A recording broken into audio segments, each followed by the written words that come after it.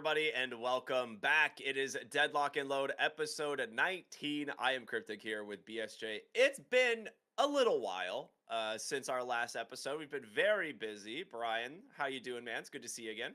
Yeah, it's good to see you too. I mean, I did see you in person at ESL Raleigh, which we'll be getting to. But I've been busy, yeah, not just with work, but also just real life. The search for a house continues. Sadly, did not land the place that we were going for last week. So, yeah, times are moving, things are happening, and I'm happy to have some time to spare that we can make this episode happen. Yeah, I mean, I guess we could just start with Raleigh, right? Like that's what we've been up to. So for those of you who are just the Deadlock gamers, there was a big Dota major over in Raleigh, North Carolina. Brian and I were both there as talent for the event. And yeah, it was really fun. It was one of the first NA lands we've had in a few years. It might be one of the last NA lands, at least for a couple of years, but we're gonna keep our fingers crossed. Just trying to keep that North American Dota scene alive. But how's the event for you, man? Well, first off, yeah, I mean, all the things you said about it potentially being one of the last NA Dota events, really made it hit home, like, to appreciate that event. But I was surprised how many people were there, and it's not because like everyone talks about NA Dota being dead and everything, and yet the crowd was pretty much packed for the entire 3 days of the event. And for me personally, since I've been streaming out of Europe for the last 4 years, especially the last like 2 or 3 years, I really moved my time zone so it doesn't really cater to an NA audience.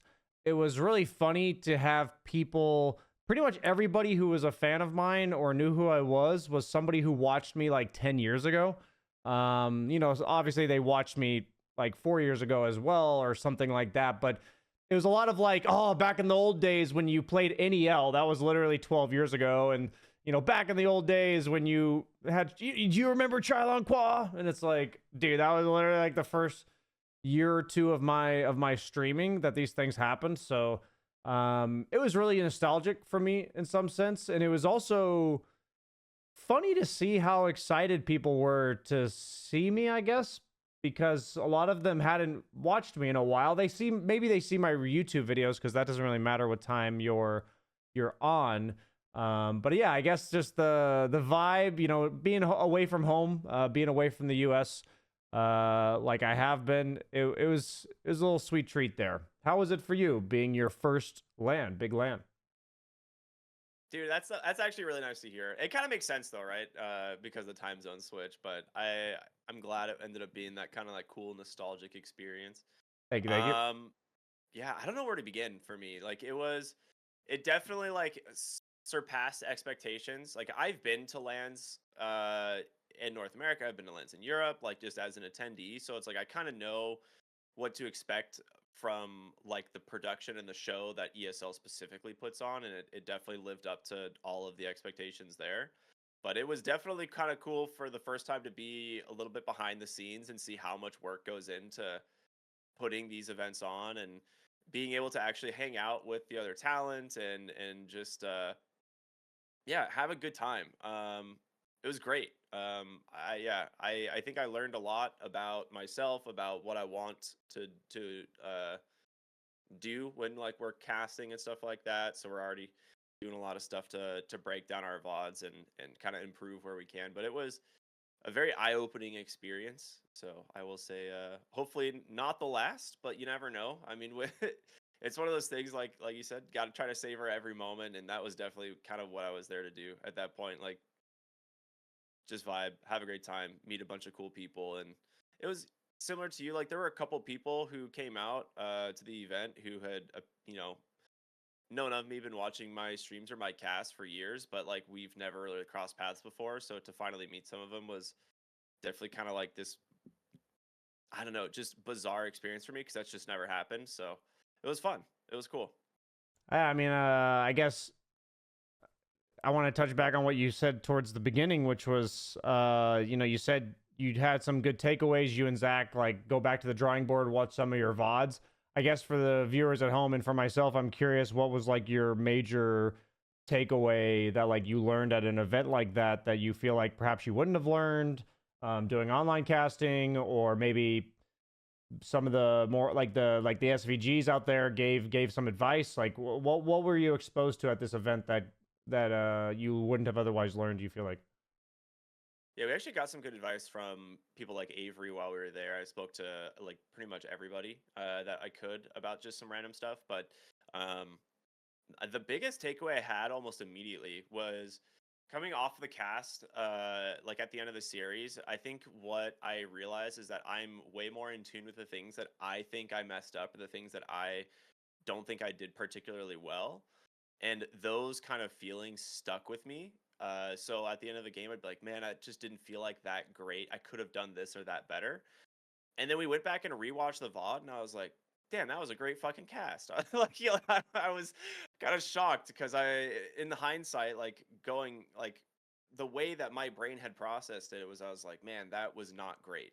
Um, but it's like when you're watching it from a viewer perspective, like you're seeing all these other moments that really add up. So I think I just have to realize, like, I know I'm my harshest critic by far. It's one of those things that I have to realize that in the moment that there's so many things going on that, you know, even if I make a slight mistake here or there, or something doesn't go quite how I wanted it to go, that there's a lot of other moments that are going to shine brighter than that. And I just got to focus on those.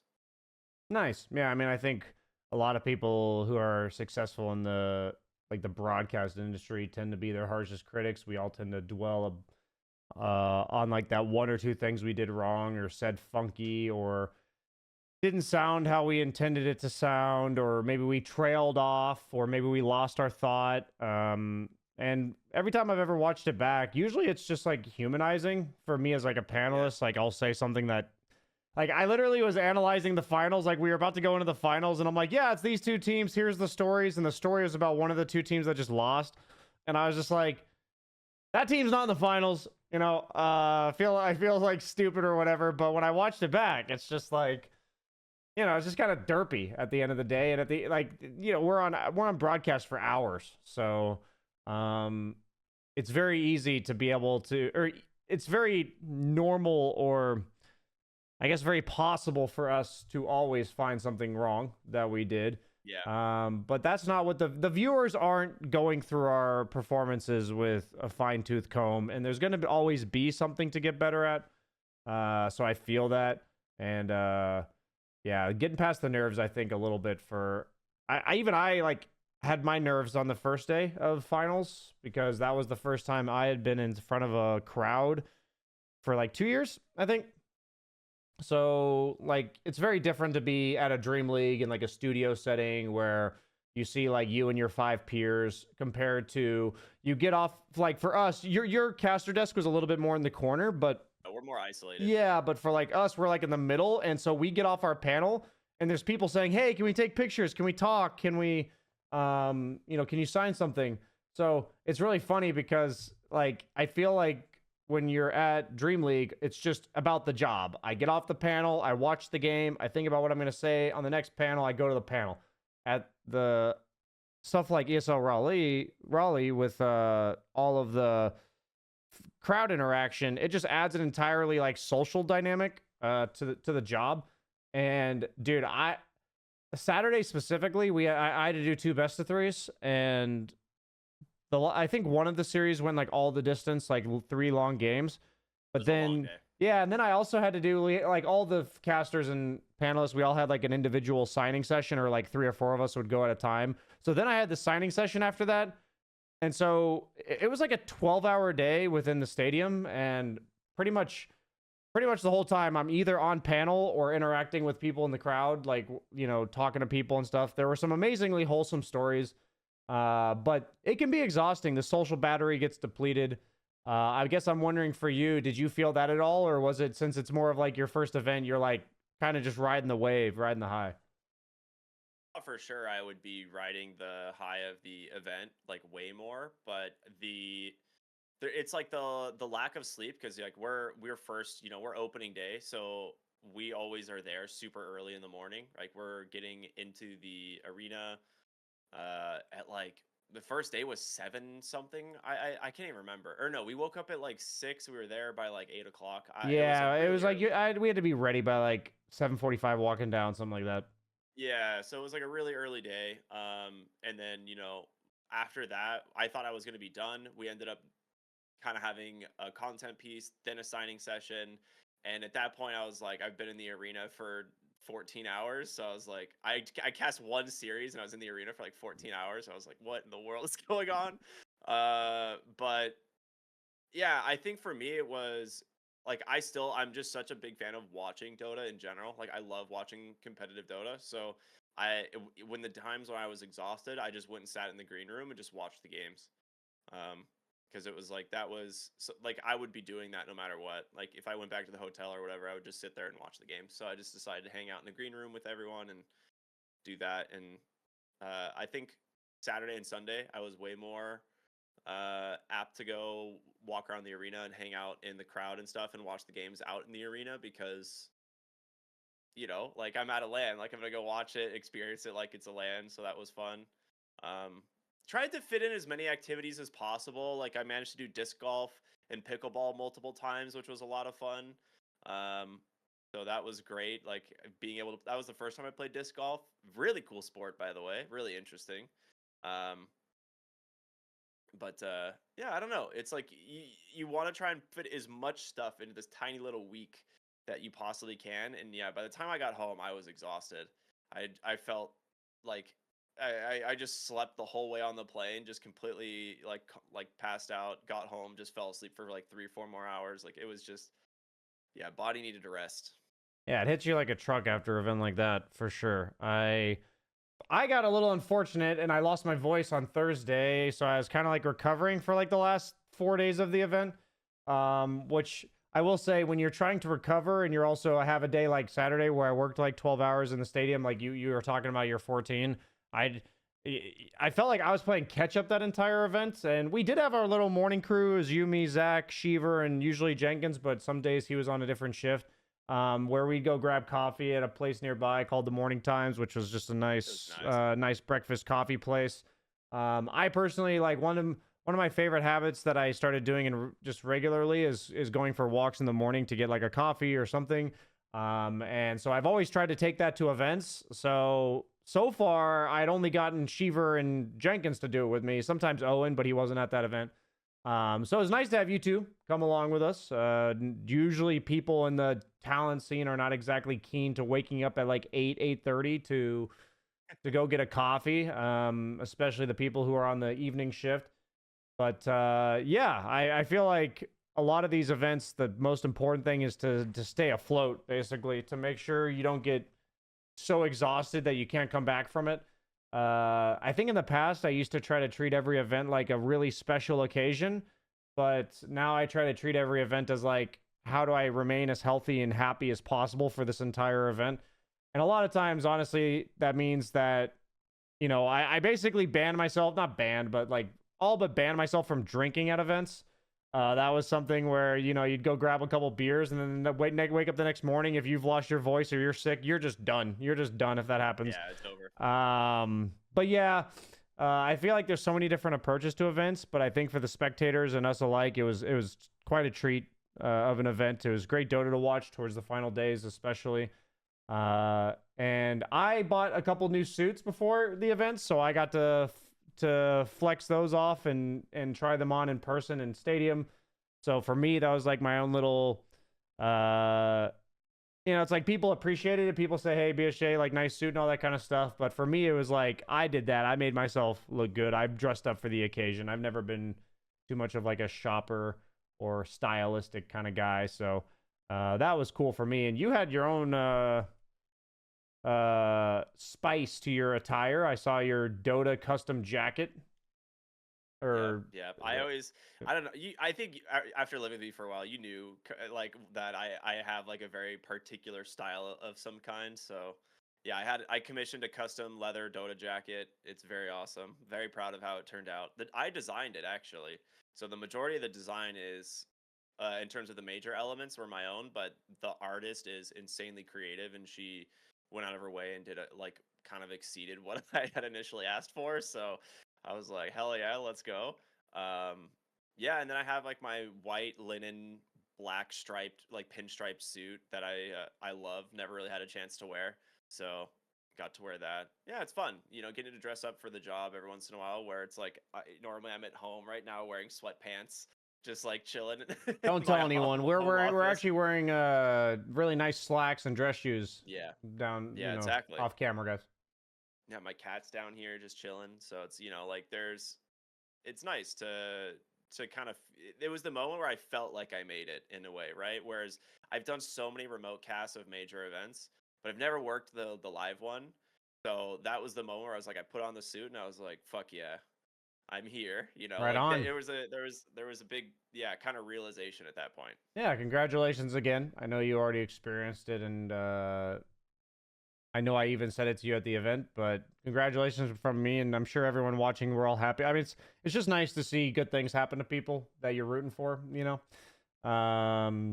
and at the end of the day, Dota is seen as like a very toxic community, and but events are always so great, meeting all the people. It really is. People don't just say like, oh, they're nice people in real life. Like, I really truly believe that the toxic people we're exposed to in Dota games are just like the vocal minority or something. Absolutely.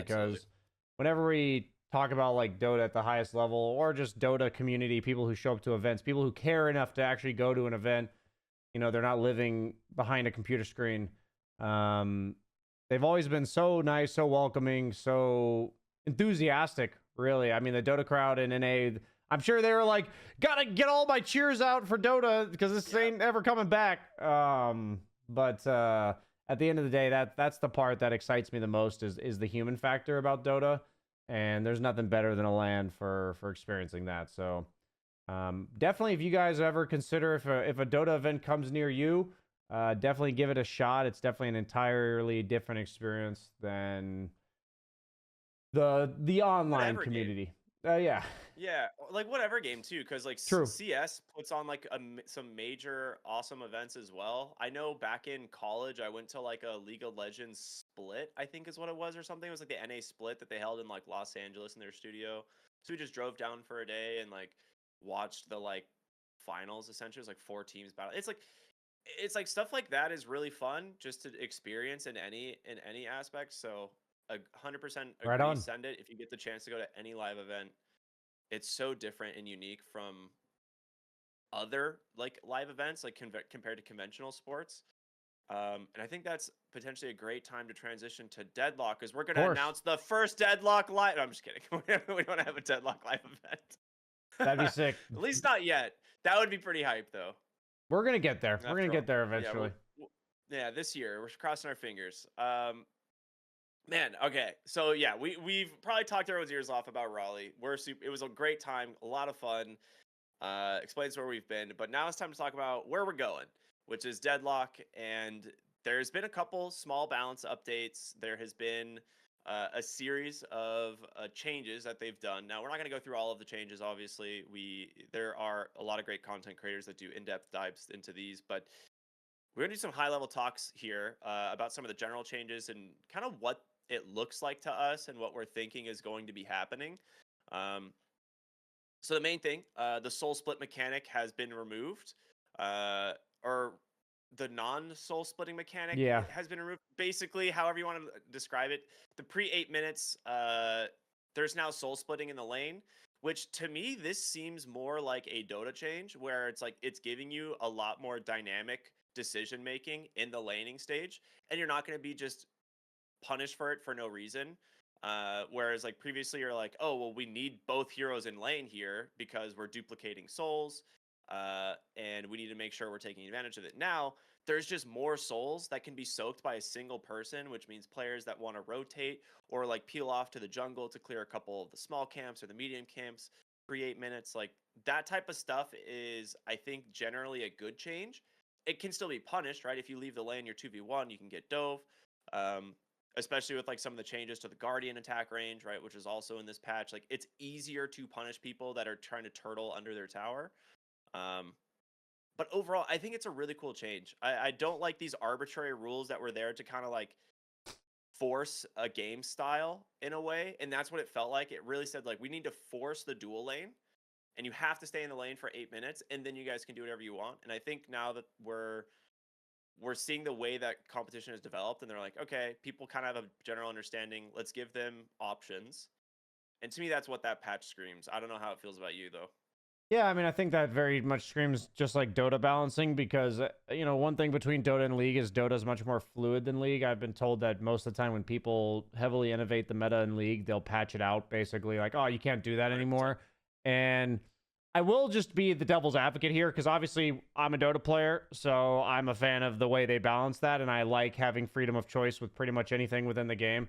I guess my only concern I think about is when if there's too many options, that pubs could become quite chaotic. And also, like, how do I word this? It's like in Dota, there was a period of time where there'd be like 3-1-1 in the lanes or 1-1-3, and then like the pro meta would go one way, and then the pub meta, it would kind of trickle down where it took a while for people to adjust.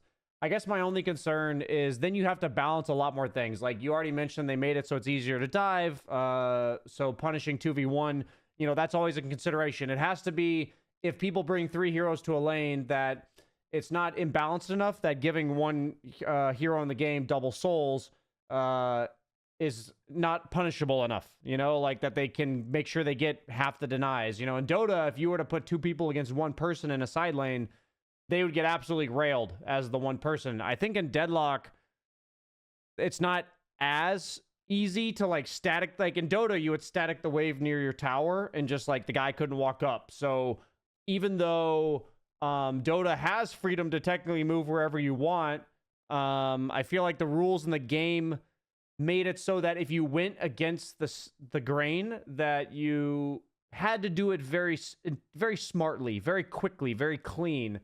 So I guess just what I'm thinking with this overall is that it gives a lot more choice. Overall, I think that's great. But my devil's advocate side of me is thinking there's going to be a lot more that needs to be balanced now. A lot more tweaks, a lot of things that will probably randomly be broken. Certain hero combos, certain hero solo lanes or whatever that are effectively cheesy because they're going to abuse this mechanic in some way. So by having this many more possibilities, you just also have that much more to consider when you're balancing the game, which that just sounds difficult when we've talked about that. We also we want the game to be balanced over time, but we're also more like, let's get new stuff in there. Let's push the game forward. So I'm just curious what they're going to do with this. I think the changes they made in this same patch were meant to kind of account for this as best you can. But it's also like impossible with how much variance there is when you now have, you could have 3-2-1, you could have 1-1-4, obviously 1-1-4 is unlikely, but these things are possible, so we'll just have to see. And some of the other like minor, actually one of a larger change, which I don't think we've really seen a change like this in quite some time, is the wave interval actually changing from 25 seconds to 30. This is this is the same timer that we see in Dota. I will say the theme that I'm noticing is Deadlock came out as a very highly experimental, test the boundaries of what a MOBA could be. We're gonna basically change the formula on everything, and we've been slowly reeling it back in. Like, all right, well, nope, this aspect of the MOBA actually makes sense. This aspect of the MOBA makes sense. And this seems like just another one of those where it's like, we're just going to leave it at 30 seconds. It's more straightforward for players to follow and keep track of. On top of that, it also makes like double waving people less likely because it's going to give them a little bit more time to try and clear their wave before you can like double wave or dive them under a tower. Which now that we have like the potential for someone being left alone in a lane, I think is kind of a something to keep in mind. And then the medic trooper got changed back to its like previous form, which was also kind of interesting. So now a super high priority target in the lane as well. I feel like the revert to the medic trooper actually makes it so the 2v1's a bit better, because if you're able to control the lane a bit more and be more aggressive and take out their medic trooper and defend yours, then being able to have it go off multiple times, like in the past it had like a max charge of 3, or like it was such a long cooldown that you'd effectively only get 2 or 3. And I would just like to say that the mechanic of waves being every 25 seconds instead of 30, I've played hundreds of Deadlock games and I never knew that was the case. I actually automatically assumed that it was 25 or 30 because that's like, as a Dota player's mind, that's just logical. I will say that as a Dota player, you learn to check the clock. It's like at this minute or this second on the minute, like 32 seconds out of 60, the wave will be at this spot, And I always did feel like that didn't work very well for Deadlock. I always struggle with that in Deadlock. Yeah, I was like, man, where in the lane are the troopers? Because the zip line also messes with it. Yeah, so it's like. So now you're telling me that I can just apply that. I didn't even know that's why that wasn't working. I'll be honest, I just did not know. But I also think that that's like the same idea as the 4 lanes to 3 lanes thing, where it's like, there's a reason there's 3 lanes in Dota instead of 4, and there's a reason it's every 30 seconds instead of 25. Because if it's 25, guys, then every wave is like 5 to 10 seconds off of the previous second of the minute. It's like, if it would be, okay, on the 3rd wave, it's here at 15 seconds. On the 4th wave, it's here at 20 seconds. It's like, that's unnecessary math. Yeah, it's unnecessary math and complexity to the game that there is a very rhythmic flow that MOBAs require. And we've talked about it time and time again. We do feel like Deadlock is kind of leaning more into in the Dota aspect since the 3 lane patch. It seems like they've really settled on. Obviously we have a shooter, but we want it to really resonate with the Dota, with the MOBA players, especially those from Dota, and have it just have that timing flow to the game. I love the idea of having farming patterns and weaving in and out of the lane, specifically showing up at this second on the minute. I think that in Dota it's almost like a dance, It's like a dance on the map. And adding the thrill or the exhilarating factor of having it be a shooter, I don't think you need more than just that. You can just go back to this is again returning to their roots of what made Dota what it is.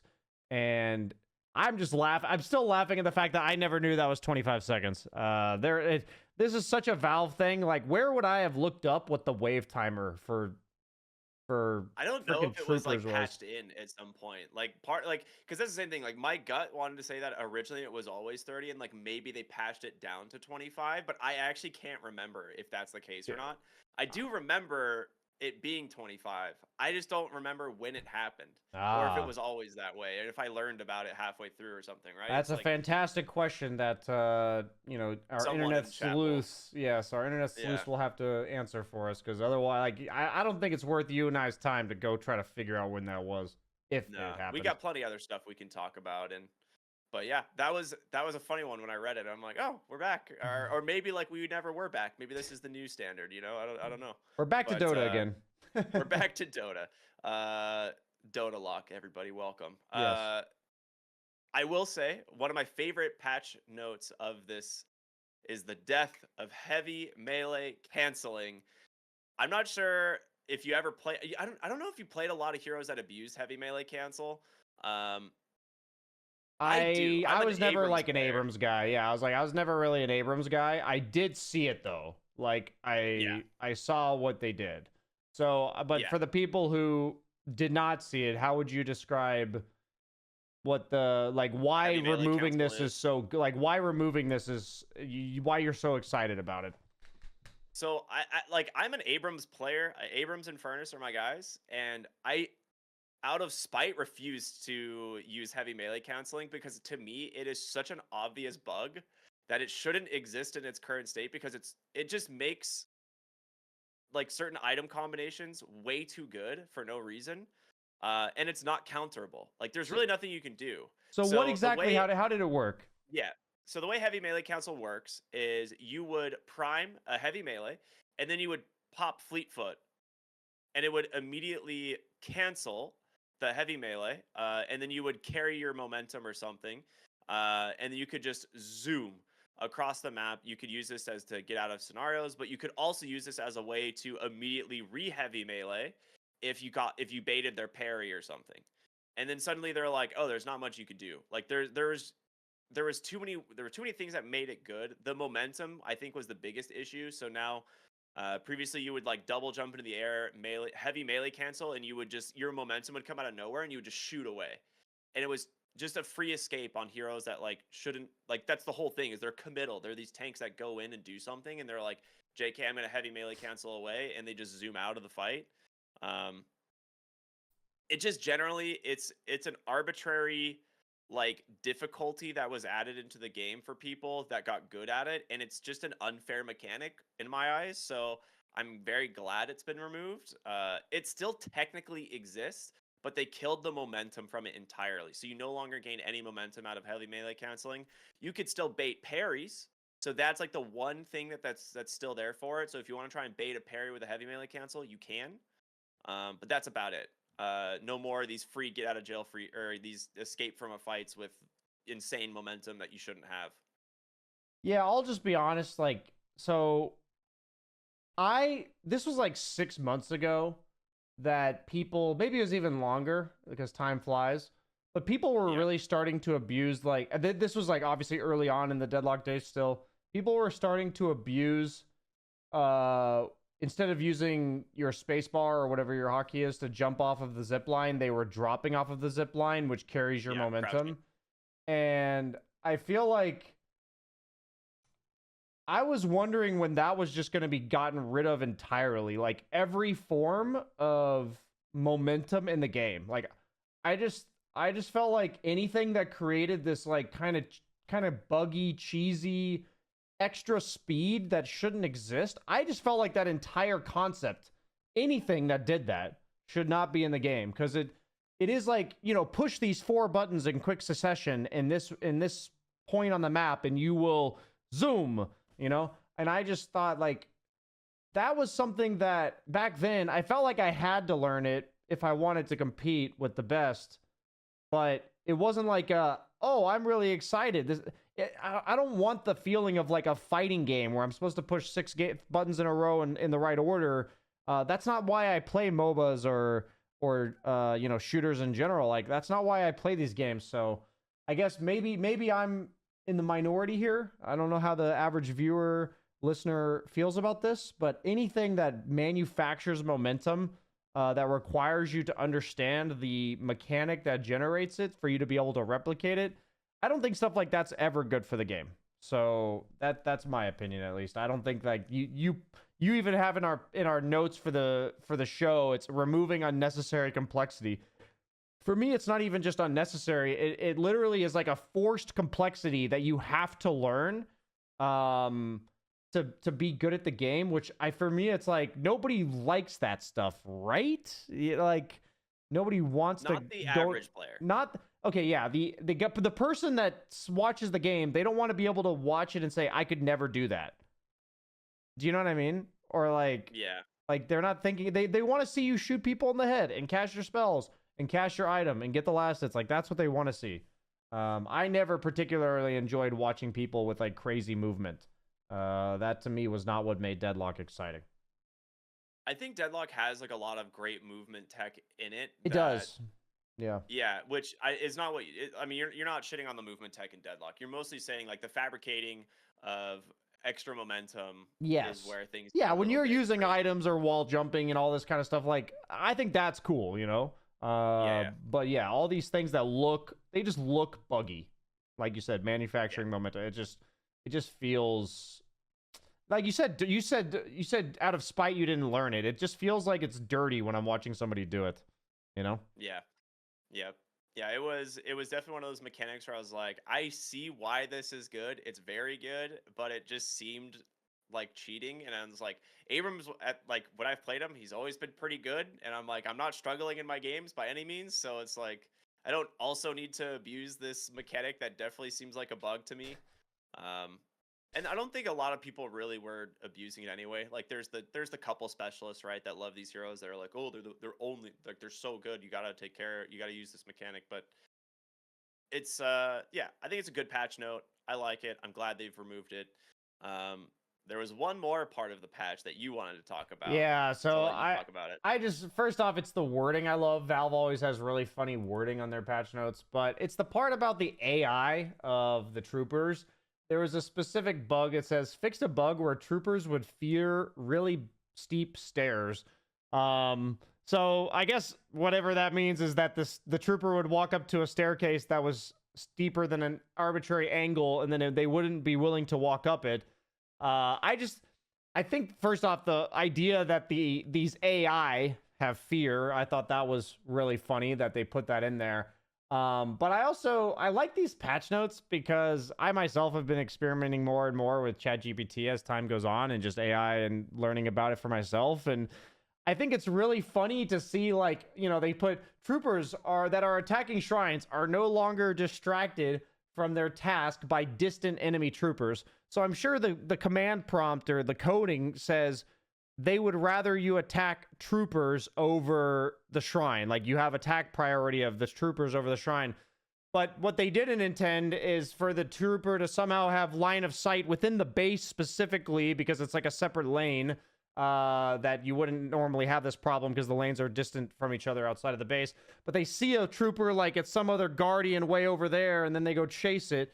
It's like, these are the things you just don't consider, and you can only think about so much ahead of time. But I feel like with AI, it just kind of reminds us how easy it is to like miscommunicate, because that's effectively what's happening between the game devs and the AI of the troopers. Like, the devs have like a vision of how they want these troopers to behave. You give them, command prompt, they're going to do this. And then lo and behold, you're like watching it play out, and you see a trooper run across the base to go shoot a other trooper, one time. And by the time he gets there, the other trooper's already dead to a hero, I just think that kind of stuff is really goofy. And I personally just think it's a reminder. It's all about how clearly you communicate. And it also has given me a lot more compassion for why there's like bugs in games. Because there's just so many wonky interactions, especially with the way Valve always plays their games, where each item has weird interactions, heroes have unique interactions with each other. And I just overall enjoyed thinking the way reading this patch notes. It really felt like Valve viewed their troopers as like little pets, like, I don't want you to do that. Good job, buddy. Yeah, good job, buddy. You'll get them next time, Yeah. Oh, that's funny. Yeah, I liked it. I mean, it's a very Valve-esque patch. I think is what we were saying. Like, everything about this just screams like it's just typical Valve for the people who are coming from non-Valve titles. Like, that's just something you can get like used to, and it's a fun time.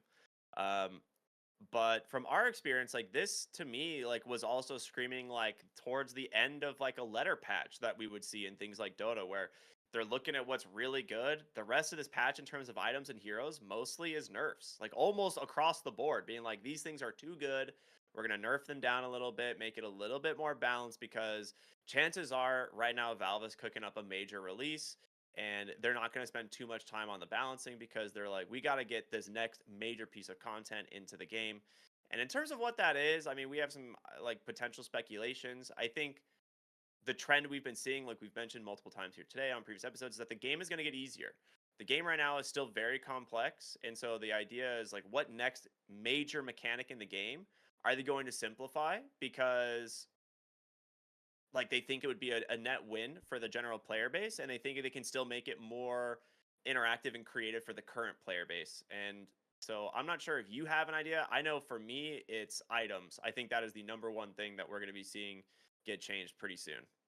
Yeah, I mean, I think you put the nail on the head. I think when we talked about, for our podcast, we talked about who do we think our audience is, and I think Valve has to think the same thing. I think your biggest audience for Valve in terms of who you're trying to appeal to is, first off, you need to not lose the loyalists, the people who have played for the last year straight. But you have a lot of people that tried the game out, thought it was cool, maybe thought it was a bit too hard or too many, need some polishing, yada yada. There's a lot of people that know about this game. Maybe they didn't like have ease of access to it because they had to get a friend with with an invite, and then for that barrier to entry was just, people are lazy, they'll move on to the next game.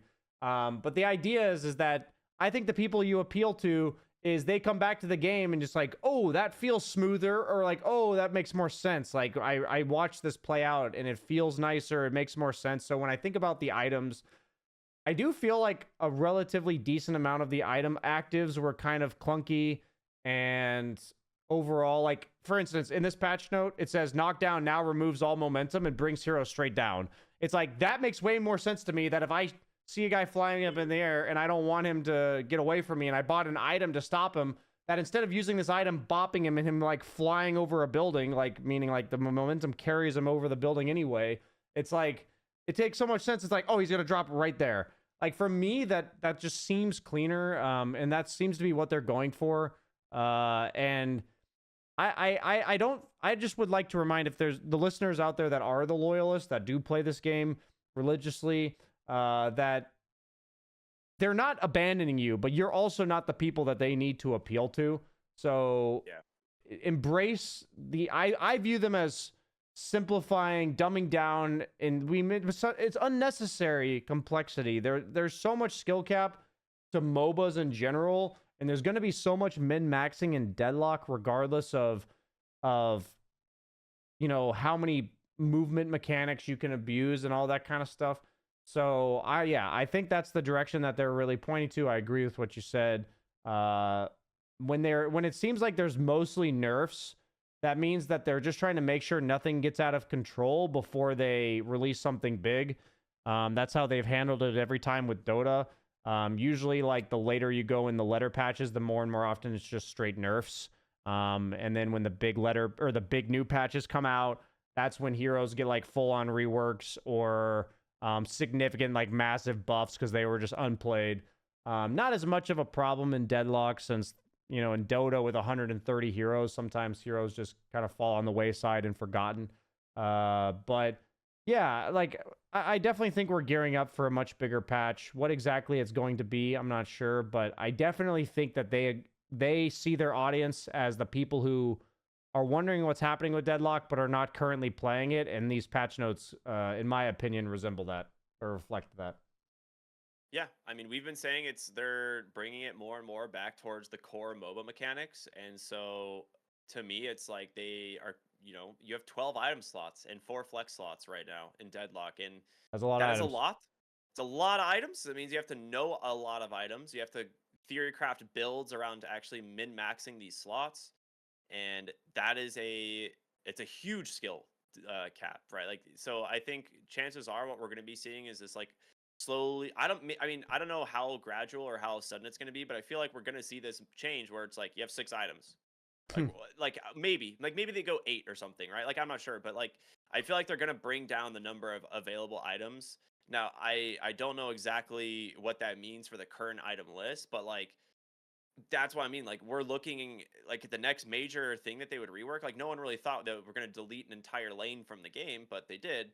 I feel like that's the inevitable thing for me, is like, you need to streamline items in a way that makes it a lot more intuitive to people who are coming from MOBAs, especially not Dota specific MOBAs. Like, if they're coming from League or other games, like, it needs to be intuitive in a way that makes sense to them already before they start playing, like, before they start like trying to play the game. I have a theory, okay? Because I think it's quite difficult for them to move it down from 16 items to like 6 or 8 or something. But what if you only had like 6 to 8 slots? This is like the only way I could fathom it when you mentioned it, is that you have 6 to 8 slots, something like this. But what it is that like you start with a 500 gold or 500 soul item that's like in this one slot, and it's let's just say it's a tankiness item, you know, it gives you some HP, you know, and you then have like 3, it's like a talent tree from there. It's like you have 3 choices for 1,200 souls that are effectively tier 2 to level that into extra HP, you know, extra spirit armor, extra bullet armor, and then there's a 3,000 upgrade that then it's like the same idea that it's currently doing, but you're then choosing, yeah, but it evolves in that individual slot and you're building upon it. So you can basically choose to, like, maybe it has the flex slot system somewhat, where it's like you have 2 of each type. You have like a weapon, a spirit, and a vitality, and then there's two more You get maybe. like you still get 4, yeah, 2 or 4 flex still at the Yeah, end. 2 to Yeah. 4 select flex slots where you can then build another tree on top of that. I think that is the way that you could do this. Where I think it'd be cool to think like, okay, so they moved Ethereal Shift from tier 3 to tier 4. First off, that's like a Yeah. huge cost change. But secondly, like, what if in order to get this item, you had to buy this small item? You know, hello, cat. You had to buy this small item, like, really early on in the game, because it's like the 4th talent tree of this small item. And you had to know, like, to go from there to there. So you're kind of planning ahead, but also knowing that, like, you don't load up into the late game and have 40 option choices. You know, whatever you chose in the early game, you have 3 options or whatever per thing. I think that would be like a cool way to, I mean, this is all like, you know, in the developmental phase in my head, but that'd be a cool way, I think, for people to kind of combine the MMO plus MOBA plus like having the flexibility of buying whatever items you want. I think that would be cool. But Actually, I kind of like that idea a lot. I mean, we'll see. I mean, this is all just like us kind of spitballing like what we think could happen. yeah. Who knows? You know what Valve is gonna do, but yeah, we'll see. Well, I'm curious. You know when their next major patch is gonna be out. I would imagine either very end of this month or early next month, because if we're sticking to the original timeline we thought of, like all heroes out by like late June, Yeah. I feel like that's kind of where we're headed. Fingers crossed. Yeah. So we had one more topic we want to talk about today, which is kind of a little shout out to a community event being put on by Deathy. If you watch this podcast and you're a fan of Deadlock, you probably know who Deathy is. If not, he's like a streamer and a content creator, and he's put together a little North American community tournament called the Death Slam. And it's starting this Saturday, the 26th of April. You probably would have already missed signups, unfortunately, but he, I think, has mentioned he's going to be doing it again. So something to just keep your eyes on.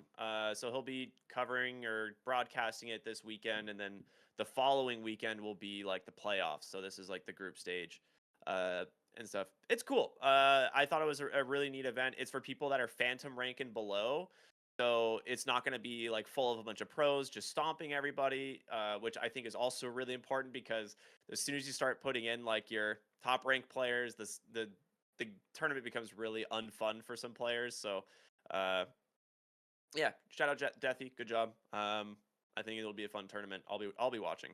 Yeah, the community aspects of any game are super important. So it's really nice to see when content creators are kind of putting a step forward to put themselves out there and make it happen. So definitely respect that.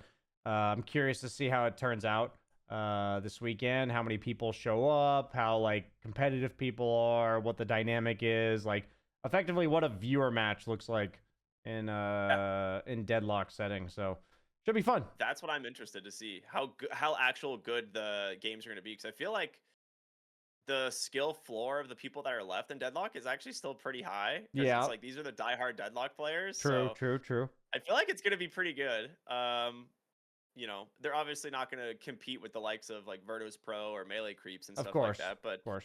it should still be fun. But yeah, I think that brings us to the end of episode 19 of Deadlock and Load. And we always like to finish things off with our what did we learn this week, Brian? So I'll let you go first, because I have no idea who went first last time.